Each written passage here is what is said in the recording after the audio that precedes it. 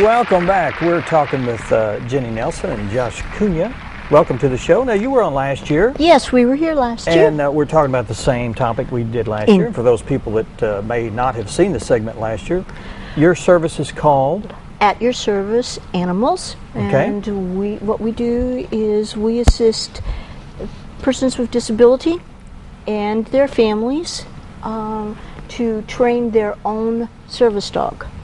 So when you say their own service dog, it wouldn't be their specific dog. It would have to be a special dog that can be trained? No. It's their own dog. Okay, good. It's their own dog. So if they have a dog around the age of 2 that is their pet, all right? And can any dog be trained? Well, of course. To Wouldn't some they have degree? to be a certain size to be very helpful, though? Well, yes. I mean, okay. honestly. I've certainly, a Chihuahua would not be of a great Yeah. deal assistance to a person who needs their wheelchair pulled. That's not going to work. But if their main concern is someone to just pick the things up off the floor for them, Yeah. I you were see no demonstrating reason just why a second Chihuahua ago, yeah. couldn't work that Yeah. way. Yeah. Chihuahuas and other smaller dogs for an elderly person can be hearing alert dogs, so that they'll make up for that hearing loss of an elderly person who can no longer hear the phone distinctly or the door or those things. A smaller little dog like that is perfect to be in their lives, give them that love and companionship, and fulfill this needed medical ability for them, okay? Yeah. But now certain dogs are better. Of course. Do make better. Certain dogs, okay, Josie is of the appropriate size for someone in a wheelchair, okay? They can go a little bit smaller, but she really is of the appropriate size. I don't know if we can get her to do it because she's really a little freaked out by this today. She's freaked out by me, that's for sure. Jojo, can you pull? Oh, good girl. Okay, I see. Yeah. So she goes on that and pulls you forward. And she did retrieve your keys. Yes, Earlier before yes. you tossed your keys down and said bring, and then she carried your bag for you. You said carry, and she just picked it up and trotted along beside you carrying the bag.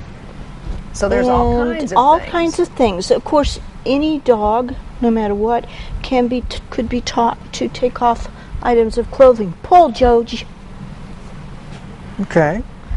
And so someone that couldn't bend down to take their socks off, that exactly. would be a perfect Let me example. tell you, at night when I don't feel like bending very much, she's the biggest blessing in the world. Yeah. Okay. Now, first thing comes to mind is I like you too. Yeah.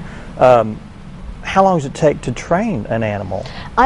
We've had Josie since she was 8 months old, and she's now 18 months old. And you trained her from the very first day that you got her from 8 months? No. Okay. We just started breaking her into house manners, that sort of thing. Her real training started in February. Now we get animals in from the Humane Society, and they have an obedience training that they give all the animals. Right. Is that basically how it starts? That's basically how it starts. And Josie is a shelter dog.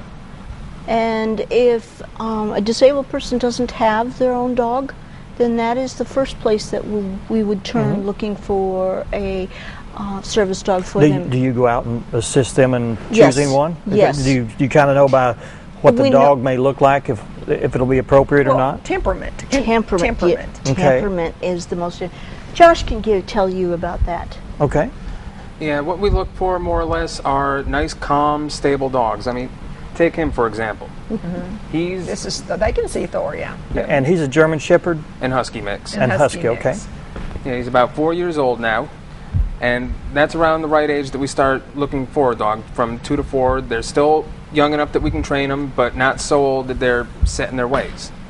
Because if we start with puppies like her, we obviously have to go through all the puppy exuberance. Okay, and wait till that Yeah. gets out. Now, what is Thor trained to do? He Show actually... them, Josh. Just one Okay. moment. Patience, young one. No, he actually helps me get up off the floor. I was diagnosed with ankylosing spondylitis, otherwise known as bamboo spine. Okay. So my joints are slowly going to turn, well, solid. So Thor, up. Come on, you big old lazy thing. Stay. Now, with me, getting down like this, fine, easy, all well and good. Come here. I'm here. Go, boy. Easy. Oh. See, even with him, sometimes it's not quite that. So use him as a brace exactly. for different things. Yes. So you need a good, strong, stable dog. Yeah. That's why I went with him, and he came from a shelter himself. Yeah. Does he fetch things for you also? Things like working that? on that. Or working on that. But he'll be able to do things like, if you dropped the remote control, if you dropped, your ink pen or something like that. Yeah, with a breed like him, it's a little more difficult because that retrieval instinct isn't hardwired like it is with a lab. Okay. And she's lab and greyhound, so obviously we do look for dogs with a high percentage of lab in them or retrieving breed. Yes. Because they have that retrieving instinct already built in. Exactly. And why fight it? Sure. Look for some. Take advantage of what nature has already provided you, all right? It's the same way we work. We just finished working with a young man and his family. The young man is autistic, and we're just starting with a new family. And the breed that we like to use for autistic children are dogs with a high degree of Pyrenees or other herding breed. Because, one of the things that they do is they take on the entire family as their herd and that child as well, all right?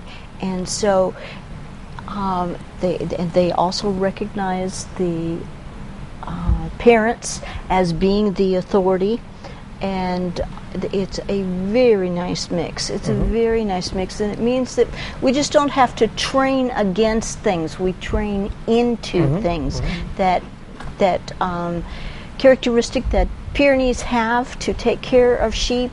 That's their flock. They take care of it. That child becomes, and his family becomes their flock.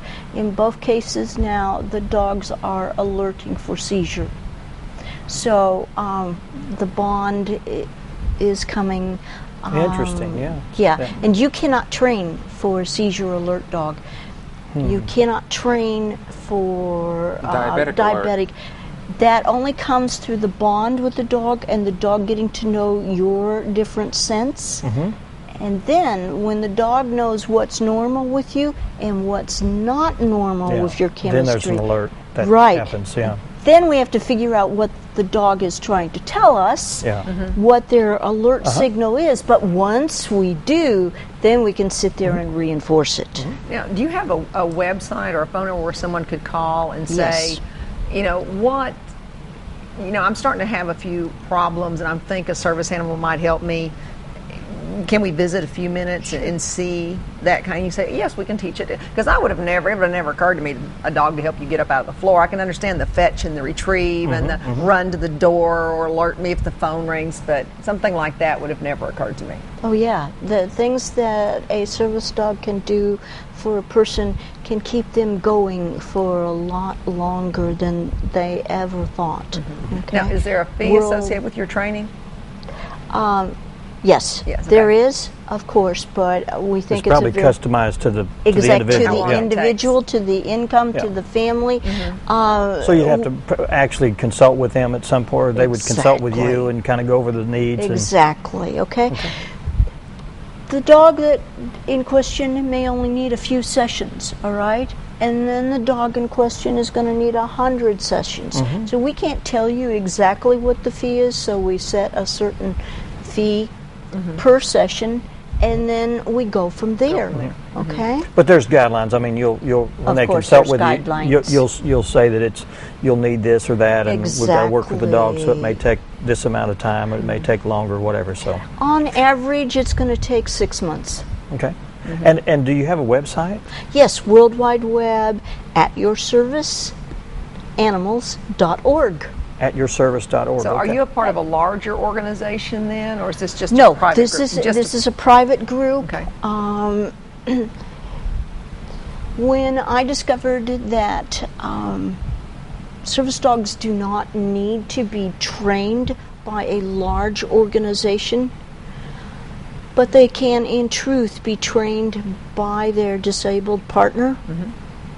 It occurred to me that we were wasting precious time.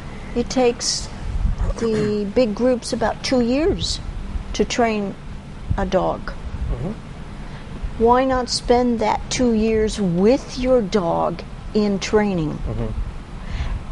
And can the sessions be set up like on a weekly basis? Oh, or certainly. 2 or 3 times a week? Exactly. Whatever works for this Exactly. person, right? And in that 2 years of training time, perhaps, you're bonding, right? Yeah, and with the larger organizations that do it, during that 2 years of training, you get to see the dog 2 weeks before it's done training. Okay. So that dog has to go from the trainer it's known since it was 8 weeks old, all of a sudden to a new person, and there's always going to be some problems with that.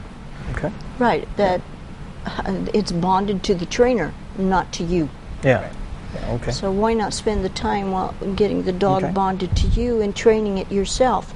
So you pick out the commands. So if somebody's interested, they can call you by phone? What's the 870-453-7249.